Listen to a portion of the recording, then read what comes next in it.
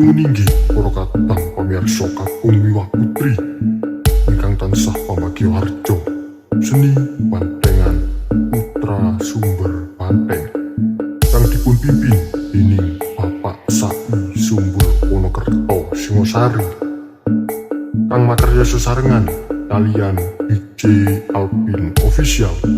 Sumangga amirsani ngantos titipuraning pagelaran Rahayu kalis lir ing sambi kala.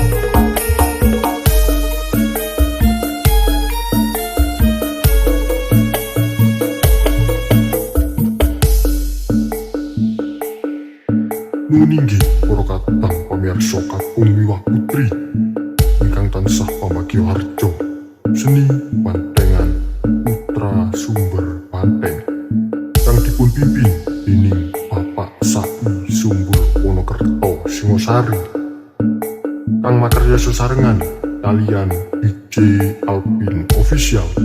Sumangga amirsani ngantos titipuraning pagelaran Rahayu kalis lir ing sambi kala.